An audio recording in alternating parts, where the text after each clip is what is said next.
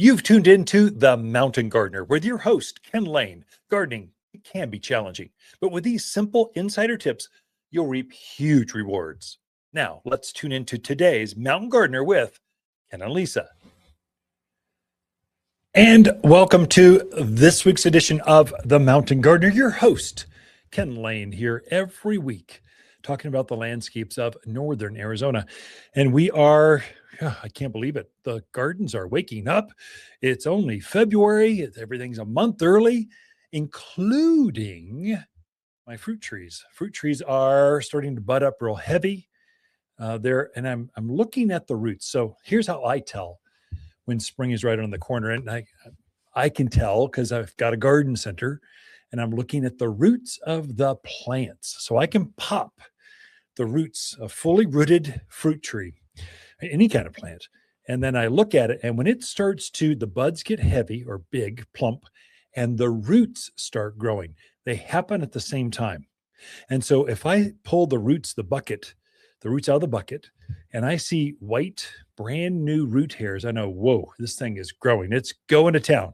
And so they always start rooting before they leaf out, before they bloom.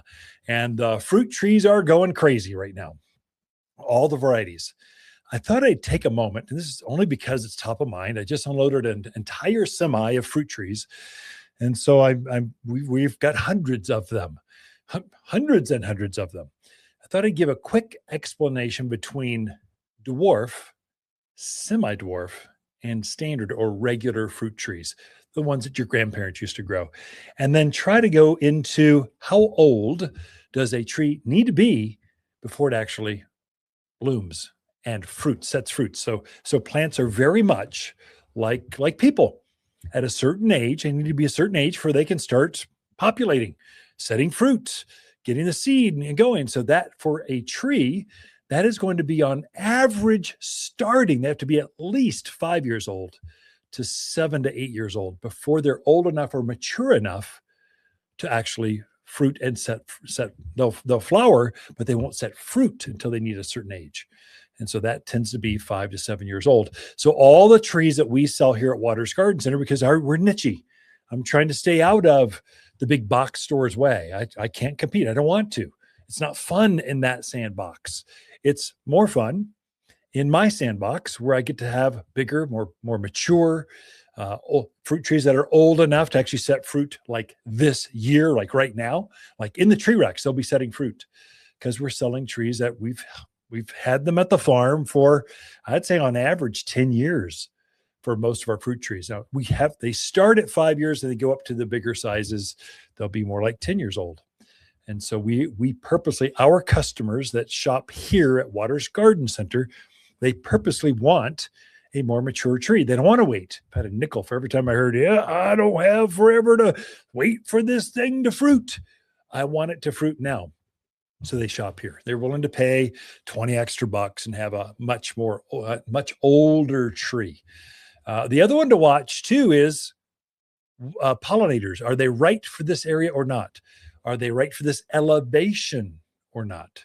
So here we have plants. We need so many chilling hours. So trees are programmed after they see so many hours of frost, of freezing temperature, they're triggered to bloom. And so a desert variety doesn't need very many hours before it just sets flowers and goes to town, because they want to, in Phoenix, they want to get their fruits to bloom early, produce early before the heat of summer. We don't want that. That's the last thing we want up here at altitude. We want trees that need more chilling. They need to go through more cold before the trigger goes off. Oh, I should bloom and go now. And so we want things to wait and bloom as late as possible into the spring season as we can. We don't want them to be tricked into blooming early and the frost comes and takes all of that fruit from you. So we're purposely bringing it in a selection that is made for here that blooms later than others. So not all apricots bloom at the same time. Some bloom later than others. Not all apples bloom at the same time. Some bloom later than others. We want those that bloom later. So watch for that. Do your homework. You don't want to commit to a tree. You spend $100 on it, and then 3, 4, 5, 8 years later, you're going, why doesn't this thing ever fruit? Because you picked the wrong one. And by then you've got years invested in this thing and $100. So I don't mind the money. It's the waste of time, and it didn't do what I wanted. I mean, I'll pay a little extra for myself just so I know it's going to produce for me. It's going to work. So you really want to do your homework on that one. And this is someplace where AI can hallucinate. Depending on the voices it's listening to, it may or may not give you the right choice. I know it's supposed to be super smart than all of us combined, but it's not yet. So do a little bit deeper dive, or come talk to us. We'll just hey, is this a good one? So the only thing that I request is don't call me while you're in Costco and saying, hey, well, which one should I pick? That actually just happens every once in a while. I do get offended, not very easily, but that one offends me. Get your butt over here and, on the radio. Get your behind over here and do your own legwork. Don't call me on your phone. Buy it from a good, reputable, small family business. We sometimes is a reason to pay a little extra because you get the advice and you know it's going to work. Now we get to semi-dwarf, dwarf, and standard size trees. What's the difference? So you've got, let's say, a honey crisp apple. That'll come in 3 sizes. Well, actually, that only comes in 2, semi-dwarf and standard size. Let's go a peach. So you've got an Alberta peach. You've got dwarf, semi-dwarf, and standard size peaches. And so a dwarfed variety, true genetically dwarfed fruit tree, is probably not going to get over head high. It's very small. In fact, usually you can keep them down to hip to chest high. So they're very rounded, very small, easy to take care of. They're almost like a topiary. It's like this beautiful statuary piece in the garden. They don't get very big. And so usually you're not planting that for production because it's smaller. The head on this thing, the crown or the branching structure is small. It can only hold maybe a bushel of peaches. That might be enough, but they're easy to grow. They grow in containers. They grow right by the patio. They grow in the smallest of places, and they produce regular size fruit. They all produce the same size peach, but the size of the tree changes. So call a dwarf will only get, let's say, 6 foot at most. I'd say more like 5 foot tall. Then you've got semi-dwarf.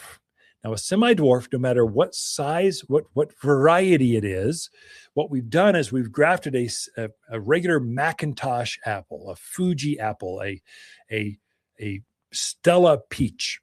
We've grafted a standard size variety of onto a smaller root structure. So the way we're dwarfing this is we're grafting onto a less aggressive root.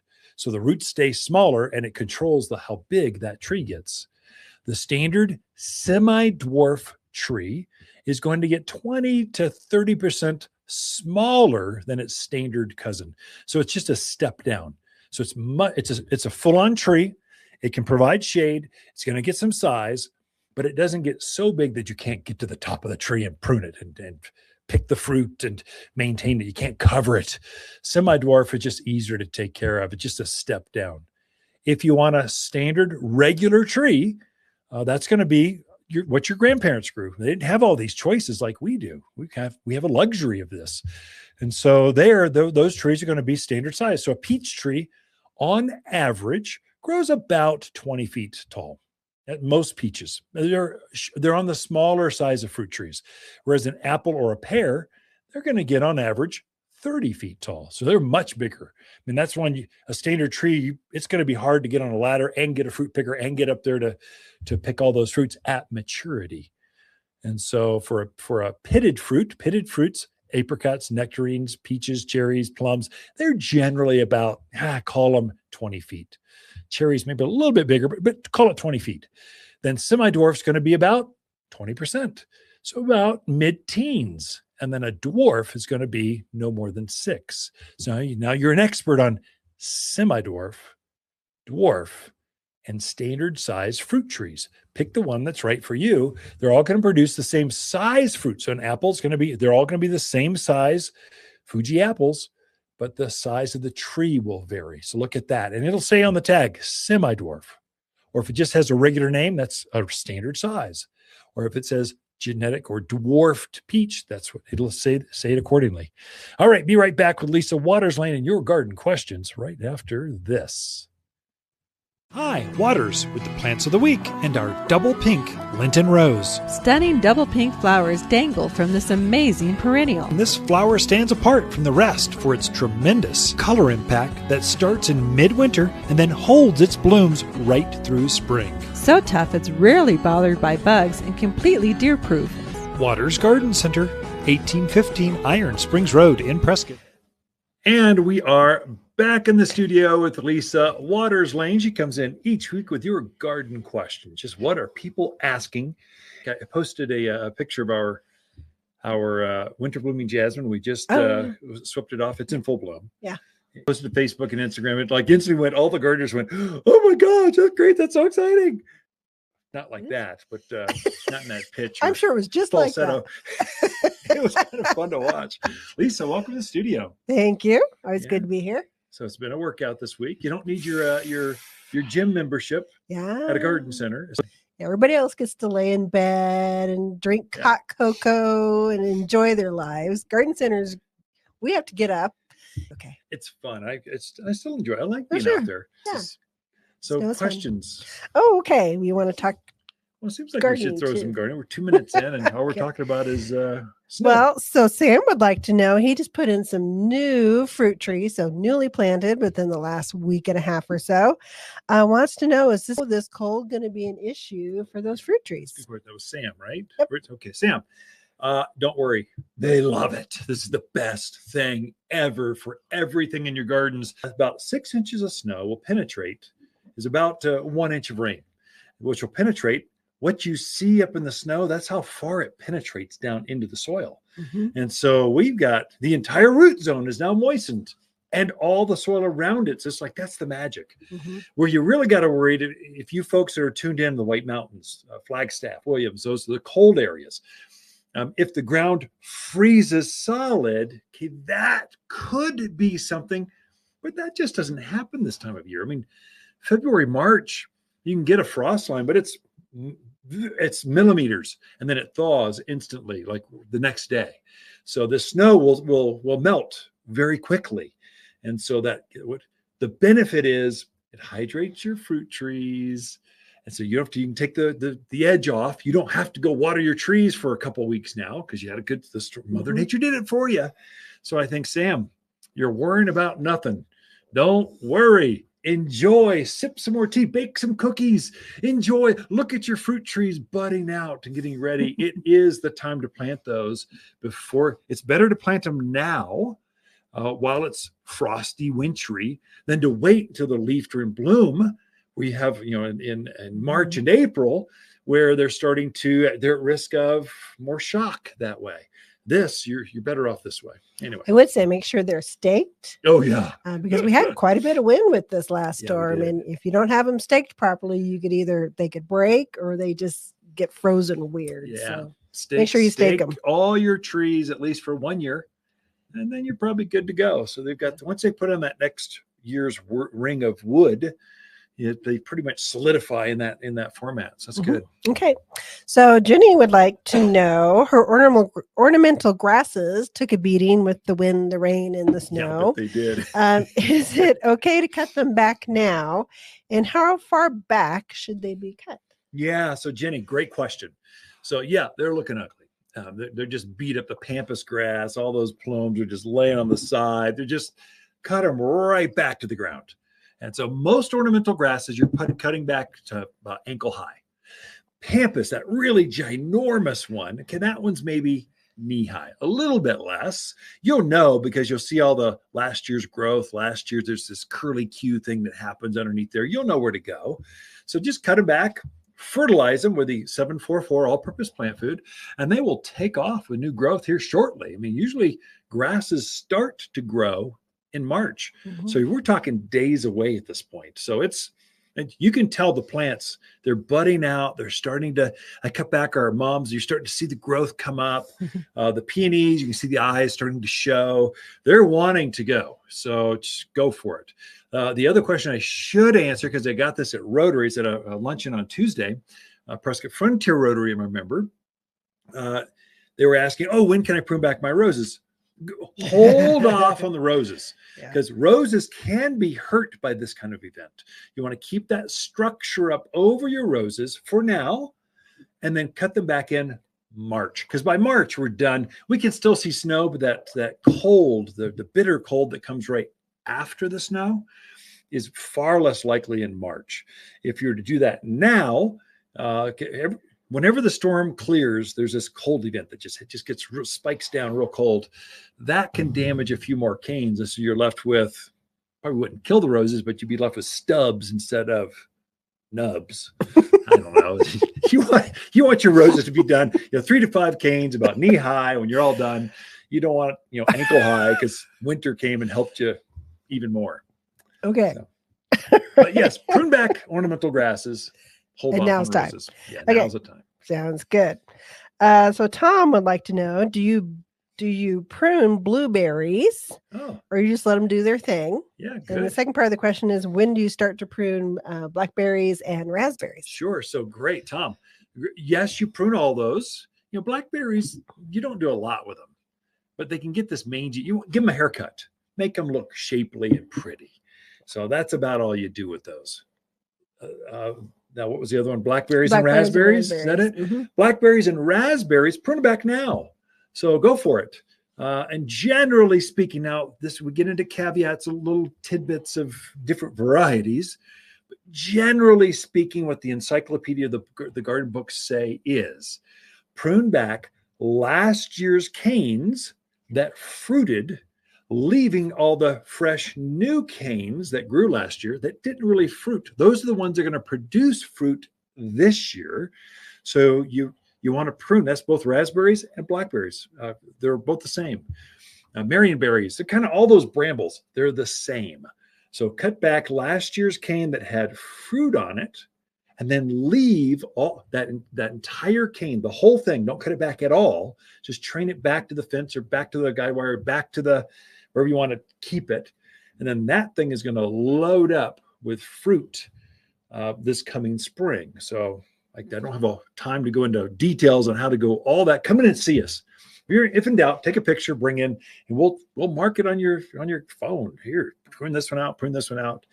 And so now's the time. Now before the end of March. Okay. So some of the raspberries and blackberries they've come out with lately are more of a shrub form, like the shortcake varieties. Yeah. Is that kind of the same as a blueberry? Do they prune on old wood, new wood? I'm not sure. They've also got the new Gem series. So there's a new series that prunes on first-year wood and second-year wood, although there's more production on the second-year wood than the first. But there's both. That's where we got to maybe let us know what variety, because we're talking, I don't know, there's like 100 different varieties. Grapes. You prune back grapes right now. Just go for it. Now, grapes are totally different. You're just taking those right back, basically back to its main stalk, maybe keeping a form there. But really, you're pruning those things back hard. I mean, they grew 10, 15 feet last year. Mm-hmm. You don't want all that on there. You want all that energy to come back, because grapes grow on new vines or new canes. So you want to cut it back so all those new canes start growing out, so you get more production. Mm-hmm. So I think we are just about out of time. Those are really good questions this week. Time to prune. You should feel the urgency. Time to get your soil ready. You should feel the angst. You should second adding manures and fertilizer, getting those flower beds, getting the vegetable beds ready, because planting season's such like days away. Good time to put out your wildflowers. It is. Great time to put out wildflowers. Ken and Lisa Lain, the Mountain Garden. Cocktail trees turn any backyard into a veritable farmer's market. At Watters, we've grafted onto one tree different types of cherries, apples, and pears for easy backyard fruit picking. These small fruit trees grow in containers just off the patio in smaller yards. Anyone can grow a fruit cocktail tree. You'll find braided cocktail trees with multiple fruits beautifully braided into one tree. Fruit cocktail trees are ready to plant at Watters Garden Center in Prescott and wattersgardencenter.com. There are 3 key, I would say, companion plants that just love February. Really, they're the companion plants of February. There you go. They're all perennials. And you'll find them at garden centers in February. This is when they show up. They're the first crops to actually show up at a garden center, and they should be planted while it's still wintry, cold, early spring. By the time you get into May planting, they're all gone. It's done. I mean, it's they're done blooming even. So one is Lenten rose or hellebores. They go by two names. Hellebore, it's this botanical name. So if you're tuned into Fine Garden magazine, hellebores are all the rage right now because they're an evergreen perennial, about knee high, a little shorter than knee high, call it 18 inches, with these bright, kind of bigger than a golf ball, just smaller than a baseball. That's that size flower, covered. They're just covered in flowers. It's got a real thick, leathery foliage to it. These striking, big, leathery flowers to them that hold for weeks and weeks, if not months. They bloom a long time. So Lenten rose or hellebores. The common name, your grandparents probably called them Lenten rose. They have kind of a rose. They're definitely rose colored, but they can come in blacks, pinks, whites, reds, come in a lot of different colors. You can mix and match. They're companions with lily of the valley. So lily of the valley is a shrub that's kind of a taller thing. They're definitely knee high, if not a little bit above. And so it's an evergreen, again, perennial, shrubby kind of thing. So it's knee high, kind of ball shaped. It's held its foliage all winter. It's got a striking kind of red tinge to them. Most varieties do. Can be a little purpley tinge, but they've been loaded up with flowers since last fall. I mean, they've been teasing us all winter, kind of like a lilac. They bud up all winter long, and then finally, late winter, early spring, they go into bloom. And lily of the valley have the most fragrant. I mean, I think they might outdo lilacs and roses for their fragrance. They're just striking. And they're companions with the hellebores because they both prefer a more shaded area. And so they're perennials. They come back year after year, and you can count on them. They're going to bloom every single year, every spring, very early, or winter, very late. This is their season. This is when you find them at garden centers. Great in containers. If you're tired of those boring containers, they've been looking dead since the geraniums died, put some hellebores in with some lily of the valley, and you've got instantaneous beauty that will look great throughout 12 months out of the year because they have evergreen foliage. The other companion, there's three perennials kind of go together. So each month we try to put together a mix of plants that can be planted that month that look good and that go together. And so these are the three: hellebores, lily of the valley, and peonies. You see peonies show up at the garden center in February. They're always one of the first things. Now now a good peony will have been rooted at least 2 years, if not 2 to 5 years is how long we've been growing these perennial varieties. English varieties are typically 2 to 3 years old before they come in. And then your Ito, the great big tree peonies, the bigger ones, they're typically about 5 to 6 years old. So they've been at the farm for a long time, fully rooted. They come into the garden center still dormant. We don't want to bring them. They damage so easily. So you want to ship those while they're still dormant. The eyes will start popping out. You start seeing new growth. It wants to go, but the root itself is much more established. These are old plants. And so they'll be a little bit more expensive because they've been at the farm so long. But if you do that, you're guaranteed to have spectacular blooms this spring. You can find some cheaper ones online or at a box store or something, but they're 1 year old. They were just potted basically. And so you'll plant those, and it'll be 2 years from now, 3 years, 4 years from now before they actually bloom. If you're going to do a peony, get the more mature one. They're just not worth the wait. So you just want just trust me. It's too frustrating to plant something and try to nurture it, try to keep it going. People come in and talk to me. I don't know what I'm doing wrong. They just won't bloom. They just aren't old enough. Perennials typically need to be at least 2 years old before they'll bloom. It's a maturity thing. Whereas annual flowers, they bloom for a year and then they kind of don't come back. That's an annual. It just grows for the year. Those typically are just several weeks old and they'll bloom. That's pansies, some of your geraniums, petunias, most of your vegetables. These are all annual crops.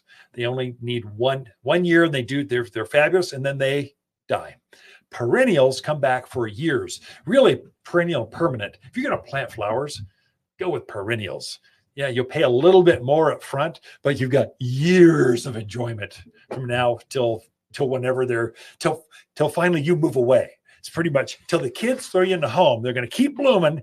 That's how good they are. That's a perennial for you. So, but you can get tricked sometimes. Fruit trees, same way. You'll find fruit trees showing up all over the place. But typically at the box or they're whips. They're just 1 or 2 years old. Well, a fruit tree has to be minimum 5 years old to 10 years old. So 5 to 7, they start to produce fruit. And so here at Watters, they'll be a little bit more expensive, but everything is of fruiting age or older. So they're guaranteed to produce fruit this year. People shop here because they want it now, not later. All right, we got a lot in store for you. Boy, I can go on that soapbox for a while. Be right back after this. Watters garden companions of February are peony, Calgary carpet juniper, pinyon pines, and lily of the valley. Lily of the Valley is a gorgeous shrub that loves growing in the summer shade. This bold evergreen delights with dramatic, fiery growth in spring. Fragrant wedding cake layers of white flowers hover on graceful arching stems. Each dainty flower is utterly detestable to deer and javelina. Shop the most perennial shrubs in Prescott by store or online at wattersgardencenter.com. And we are back with Lisa Watters Lain in the studio. She comes each week and just shares her garden perspective, what she's seeing, what flowers are tickling her fancy. That's even a garden saying? I don't know. Can flowers tickle your fancy? Why not? Sure. It seems fanciful to me. I agree. All right. Lisa, welcome in the studio. Thank you. So what do you got for us? What are you sharing? What insights can you give the listeners as they tune in or watch? So it's here. It's happening. Trucks have arrived. Oh yeah, the plants are coming. They're in rotation. Man. They're coming like crazy. The last few weeks were like trucks are coming. They're coming, and now it's like they're here. Yeah. So we finally gotten some trucks of new spring stuff in, which is always fun and exciting. And then one of the plants, I brought some nice samples. So those that are watching get to see some samples of some Lenten roses or hellebores, which are actually a great perennial for here. It's a nice little, gets maybe 1 to 2 foot tall maximum. Below knee high. Yeah. They do like a little bit of a shadier spot, especially in the heat of the summer, but they're actually an evergreen perennial, which is very unusual for around here. But I brought some in. You're showing them off. This is the benefit. So just so you folks that are tuned in, so this is broadcast over terrestrial airwaves, traditional radio airwaves, and then it's also streamed by podcast forms. We break up each segment. So Apple and Spotify folks, you get to watch the video piece of this. Oh, while you're looking at that, could you do us a favor? Do us a just like, follow, do all that kind of stuff, because we're the little player. We're going up against some big boys, but our ratings go up. Google ranks us higher if you actually like what you're watching. Yeah, just like would you please just like us? Tell me what. Anyway, you're showing off the Lenten rose or hellebore. Yeah, so we've got I think 4, maybe 5 different varieties in. This is their ice series. Yeah, pretty and beautiful. You can see it's a very variegated kind of a cream and burgundy color. Absolutely gorgeous. And loaded with more buds to come. So this thing's in bloom and gonna bloom more. Right. It's not done by any stretch of the imagination. Try not to cover up your face on the camera. Sorry. It's fine. Go ahead. But just a beautiful little early blooming plant for you, especially those people that just are like, I need some color. This is perfect for that. It gives you that early color. That folks don't maybe new to the area. So if you're new to gardening, so this is a winter crop. We don't have these in the spring and summer season. Right. They come late winter, very early spring, because they bloom very early. And if snow gets on this, it doesn't care. It blooms longer. It loves the cold. We had a winter blooming jasmine in bloom in our house. Yeah. Where we were dusting the snow off this last week, and underneath it's in bloom. It's loving. Winter bloomers love this kind of weather that we have. So this gets down to -20. Yeah. which if it ever gets down to -20, I'm moving. Never seen that. Yeah. As soon as we do So that, yes, we're going to it Scottsdale. can take the cold and keep on going. So that's a real pretty color.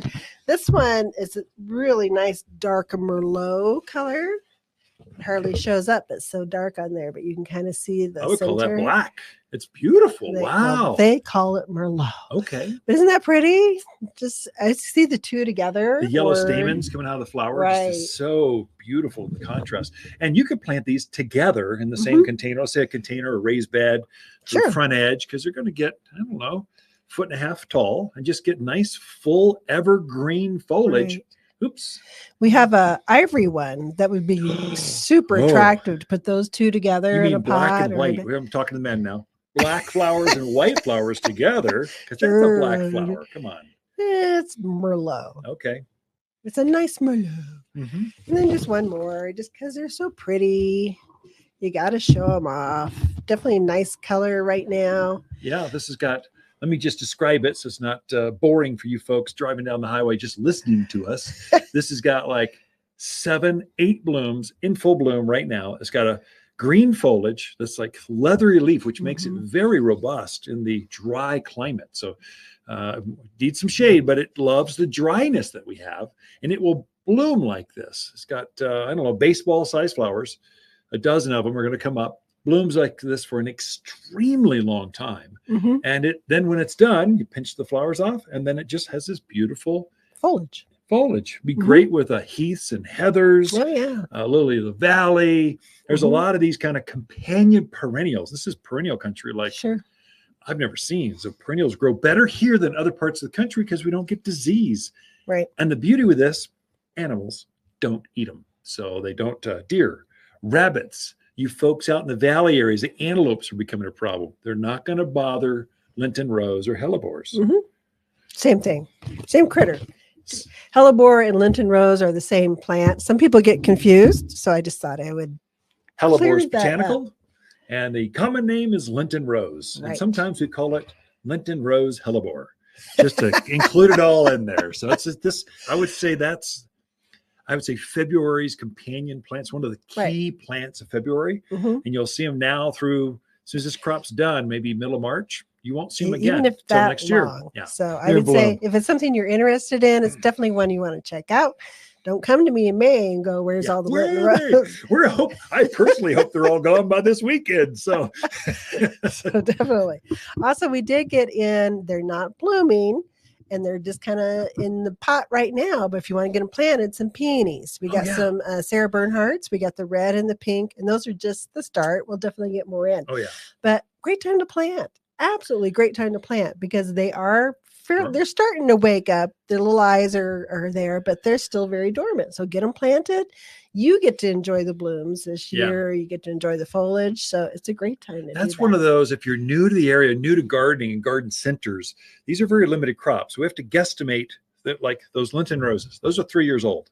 We had to guess 3 years ago how many we would actually sell and then bring them in. Peonies, those are like 5-year crops. So you get the Ito peonies, those are 5 years old at the farm before we bring them in. And we're guessing 5 years ago how many you all would buy out in the public. So when you see them, peonies especially, they don't look like much. So, but they're going to have this fragrant bloom that just like your grandmother had, they're going to have that. If you wait until they're in bloom, there won't be any left because every cart has, as soon as they crack color, every cart's got one on it. So you want to catch them early so you get prime time, the best color selections, than rather than waiting till end of April when they bloom. Right. So now we got the Sarah Burkhart red and pink, and then we got the Shirley Temple, which I think is real pretty. It's kind of a white with a blush touch to it. It's very, very pretty out there.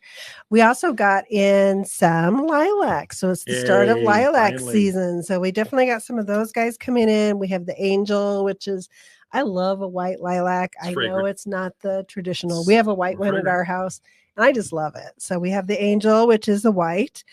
We have Sensation, which is another real pretty one. It has that variegated purple with white around the edge of the bloom. Very, very pretty. Quite striking. Especially if you're going to cut it off and bring it in a vase or something. Oh, it's beautiful. Definitely. Blue Skies, which is a very light lilac color. It's not dark purple, but it's very, very pretty. Like a sky. Ooh, like a blue sky? Yeah. It shows up better from across the landscape. So Right. you're looking across to your landscape. lighter And color I like shows that up. lighter color shows up better than dark purple, some of that. So Mhm. from a design standpoint, that's how you use those. We also got Pocahontas and That's a traditional. Yeah. one or two other ones. Yeah. But there again, what a great time to get them in because you get to enjoy the blooms on them. Your neighbors get to enjoy your blooms on them. And you're not looking at somebody else's going, oh, I need a want one now. lilac. I Yeah. should go plant one. We also got a couple of different magnolias in. Oh, that's neat. The Elizabeth, what they think is yellow. And I forget the other one, but I'm pretty sure it's pink. Rosemary. Oh, gotcha. So we got those two lists. So those are ones that bloom in the spring. They bloom before they put their leaves on. So they're gorgeous when they're blooming. And then when they're done blooming, they put their leaves on and you enjoy them for the rest of the season. So there's two types of magnolias. You southern folks, you think there's only a southern magnolia. It's got to be an evergreen with a white saucer-shaped flowers. Actually, the prettier ones, the hardier ones are deciduous. That is, they lose their leaves in the winter.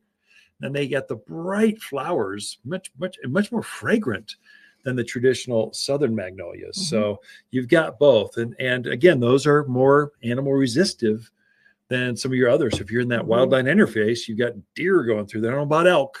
Deer that keep javelina is not going to bother them. Right. Personal experience. So with that, we're out of time. I know you got a whole list of plants that are here, but they'll have to come in just come and visit and get your garden fix. Ken and Lisa Lain, the Mountain Garden. Watters Garden companion plants of February are Calgary carpet juniper, lily of the valley, pinyon pines, and peony. Your grandmother would fall in love with these larger peony with so many colors to choose from. There's nothing like the enormous flowers to add stunning pops of color. Endearing springtime blooms are more than fragrant with luscious double flowers. Shop the most perennial peonies in Prescott by store or online at watersgardencenter.com. Let me see if I can cover this in a 10-minute segment. But this week's garden column was on gardening for newcomers. If you're new to the area, this is a different place. We are a 4-season climate, but because of our altitude, our dryness, and our water, and our wind, and our sun, altitude, it changes. There's some variables that change. And so I was explaining, so let me see if I could just expound upon that. So if you happen to catch that, if you're part of our garden club, you can sign up and you got that article directly from my desktop to yours. If you get the local paper, any of them, it was this week's column they published. And so we started with zones. We are a zone 7. 7 means plants need to go freezing. They need to go down to close to 0, about 10 degrees before they freeze and die. And so so zones are the lower the number, the more cold they will take. So a lilac could be a zone 2, 3, or 4. They go down to minus 40 degrees. We'll never see that. So you need plants that can grow from zone 7, 6, 5, 3, 2, 1, down 7 and below, and you're good to go. And so if you go above that, you're going towards Phoenix. Phoenix is more like 10, so garden zone 10. They never see freezing. If those plants, you take a saguaro, and if they even see cold, they'll freeze and die. They turn to black mush, fall over, and just ficus. That's a house plant up here. But down there, it's a yard plant they use around the pool. But it's a zone 10. So you're looking at your zones. It's how cold can they go in winter before they are damaged. And so you folks that are tuned in from Sedona, maybe Camp Verde, Cottonwood, okay, that's good. Maybe Cordes Junction, Hillside, Skull Valley, Kirkland going the other way, you're probably a zone 8. So you need plants that can go down to about 15 degrees. You definitely get cold. You saw that this week. You got some snow.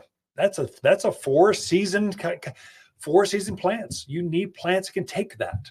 And so it just comes out. You folks on the ridgelines, Highland Pines, Groom Creek, the Williams, Ash Forks, Seligman. You get that cold wind up there, you're going to be a zone 6. Flagstaff zone 5. So you need plants that can go down below 0 because it gets colder there. But generally speaking, we're going to be a zone 7 plus or minus. You're 6, 7, or 8. Yeah, but I'm different. I'm from Prescott Valley. No, you're the same as all the rest of us. You're a zone 7. Come on, zone 7. Yeah, but I live in Poland. You're a zone 7. Actually, you might be a zone 6 because that cold air spills off of Ash Fork towards you, settles right there in that valley. So you actually get the most extreme out in Poland. Chino Valley, just a few miles this way. There you guys are zone 7. We're a zone 7 plus or minus. You need plants that can get close to 0. So when you're looking at the tag, just know what you're dealing with. If it says zone 9, 10, 11, 12, those are desert plants. The buyer just said, ship 50 of those to all my stores. I don't care. They'll buy them. And they're selling you a plant that will die in the winter. So you want plants that can come back. So look at your zones. We do have, this is going to be for you folks from the Midwest. Our elevation can cause, you have geraniums right out there in full sun. Folks in California, you love your Japanese maples. You always ask for them. That is a shade plant here. It doesn't like our midday sun in June because of the elevation. Yeah, but they grew in full sun in my yard and in wherever. In LA, well, they won't do it here. Or if they do, it'll be the ugliest plant you've ever seen. You'll hate it. The leaves will scorch, it'll get brown tips. They just aren't going to perform well. The leaves will be small. Put it in the shade. It'll take some morning sun, but it won't take that midday sun. It's going to need more protection. And so that's maybe a little caveat, a little different than what you're used to where you came from.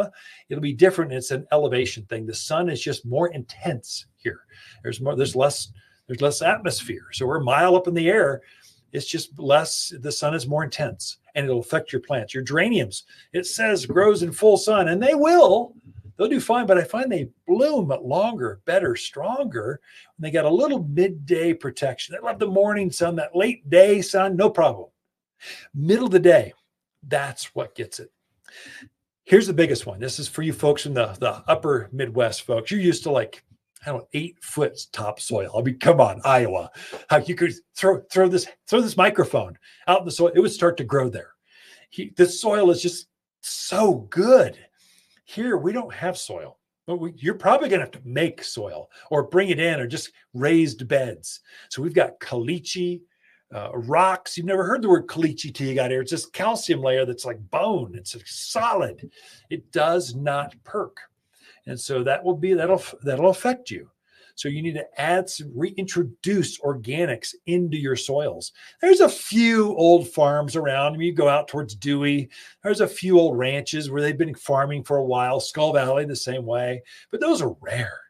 Most of us are in that new subdivision where they just took any soil that we did have, they scraped it off, leveled everything, put your house down. And if you just grow in that, you don't amend it, those plants they just won't grow. They don't die, but they won't grow. They'll sit there and look at you for years. They'll almost mock you going, I defy you to make me grow. I'm not going to do it here.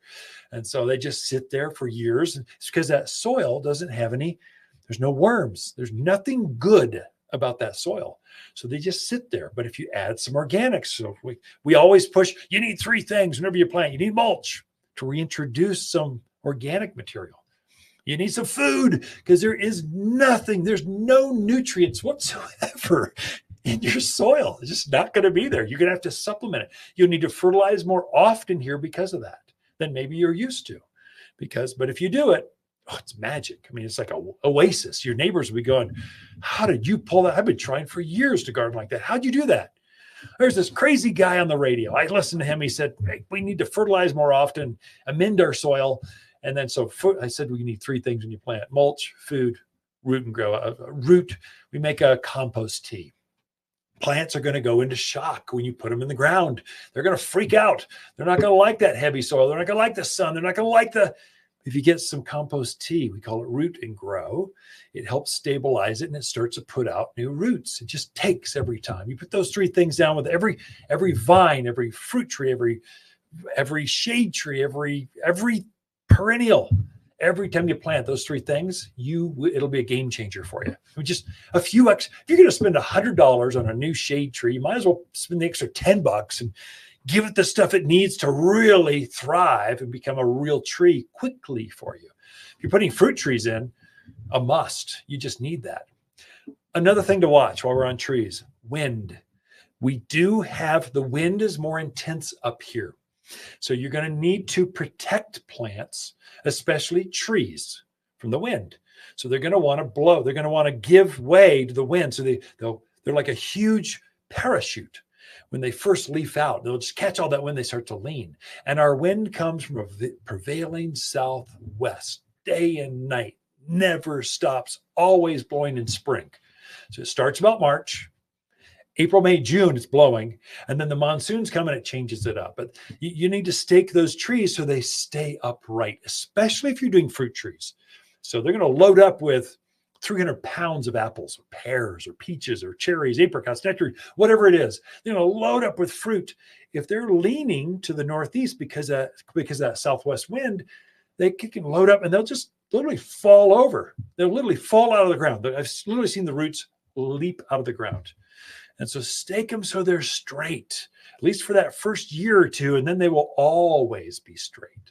So it's something maybe you haven't done in other parts of the country, but you need to do it here.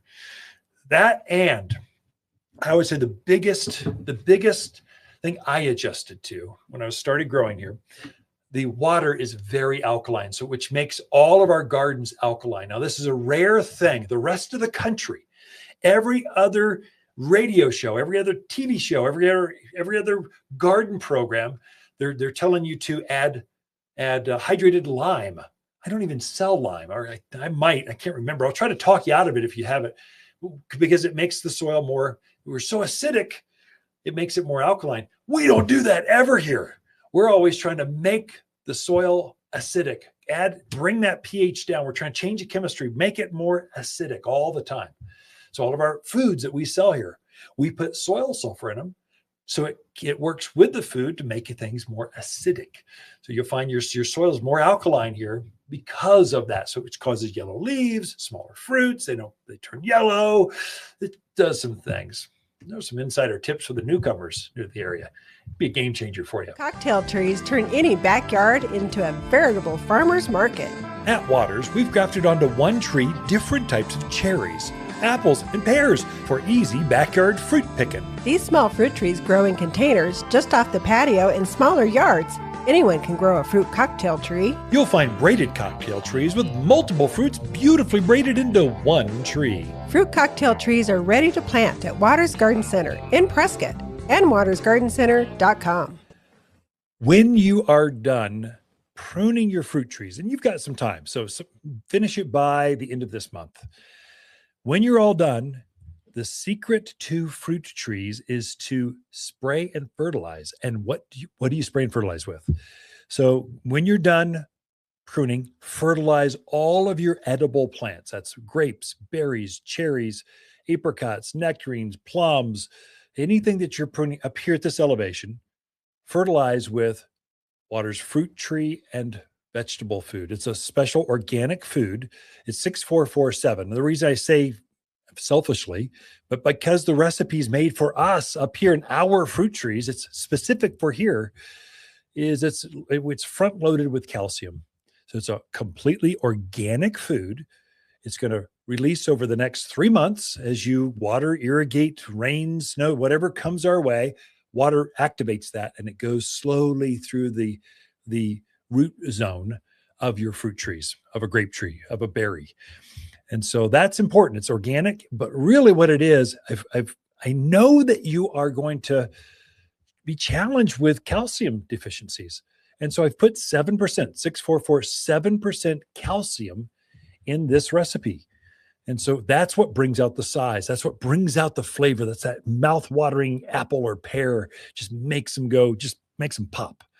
Calcium is what does that. And you're lacking that in your gardens. I just know that. So I'm there to help you get more production out of those fruiting plants. So strawberries, whatever it is, if it's an edible plant, fruit and vegetable food that we make here at Watters Garden Center. It's a game changer. Really, it does work. You're doing the entire drip line, so that entire underneath the branch structure that's left, you want that entire area to look salt and peppered when you get all done. Now, secondly, now that you've cut back some of the branches, you've opened up the structure of the plant so it can breathe better, you get more blossoms.